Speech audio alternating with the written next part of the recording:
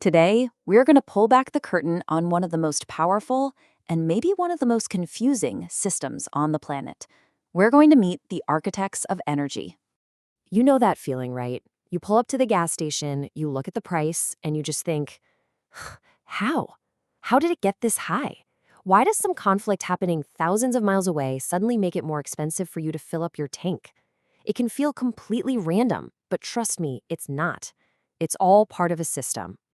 And to really get a handle on that system, you need to meet the people and the groups pulling the levers. We're going to introduce you to the 5 key players who control, transport, regulate, and even consume all that energy. Okay, so let's jump right in. Welcome to the global energy game. The prize here isn't just money or power, it's something called energy security. And this definition is so important. Energy security isn't just about having a bunch of oil in the ground. It's about 2 things: uninterrupted availability and an affordable price. It's this incredibly delicate balancing act, and it's maintained by our first set of players. First up are the players with just massive resources and a truly global reach. We're talking about the corporate giants. These are the transnational corporations, or TNCs for short. You definitely know the names. ExxonMobil, BP, you get the idea. These are companies that operate all over the world, and they're involved in literally every single step, from finding the oil deep underground to getting the gas into your car. And this is where it gets kind of tricky because they play this dual role. On one hand, they're the ones securing our energy supply. They pour billions into amazing new tech to pull oil from the bottom of the ocean. But on the other hand, their number one goal is profit.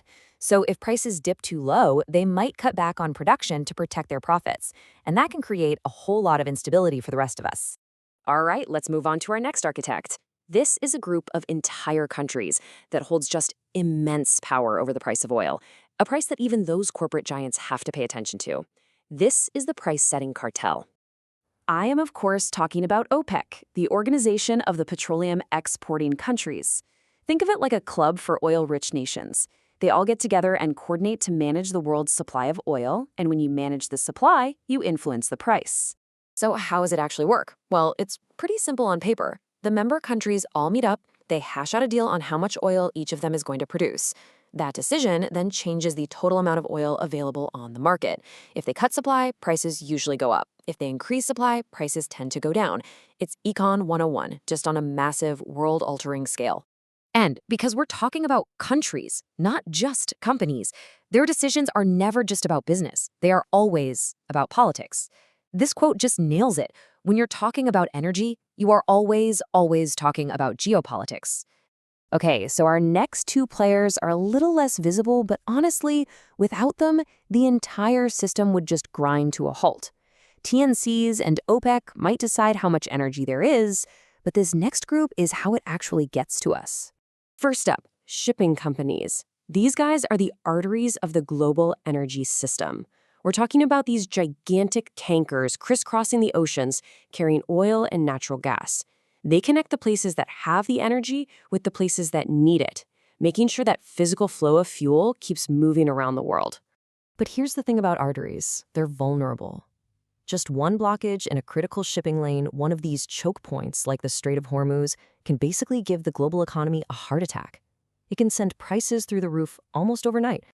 So what's driving all this? I mean, why are those ships constantly moving in the first place? It all comes down to one thing: demand. Every time you flip a light switch or start your car, you're creating a little pull on that global system. And that means our next key player is you. Yep, we, the consumers, are the engine that drives this entire system. And you can see here, our collective demand is just massive.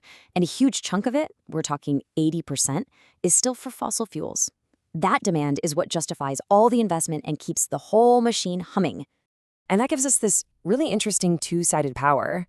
On the one hand, our high demand keeps this whole fossil fuel system going.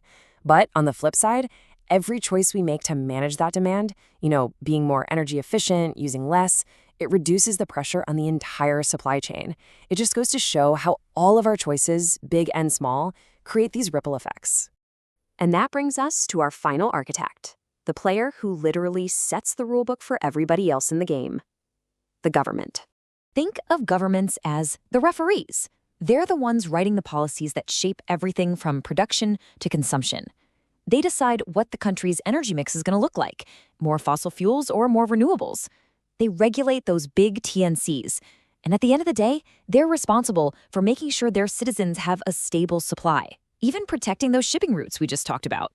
But here's the most important thing to get. None of these players exists in a bubble. The whole system is this incredibly complex dance of cooperation and conflict. A government's new rule can hit a TNC's profits. An OPEC decision can directly impact your wallet. It is all connected. So let's wrap it up with a quick recap. These are our 5 architects. You've got the TNCs, the producers. You've got OPEC, the price setters. You have the shippers, the transporters. You've got us, the consumers, the drivers of demand. And finally, you have governments, the regulators. Together, they are the ones who shape the cost and the reliability of the energy we all depend on every single day. And that leaves us with one last really big question.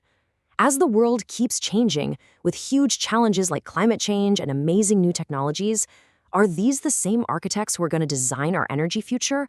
Or is a whole new group of players about to walk onto the stage and completely rewrite the rules?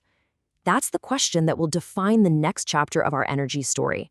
Thanks for joining us.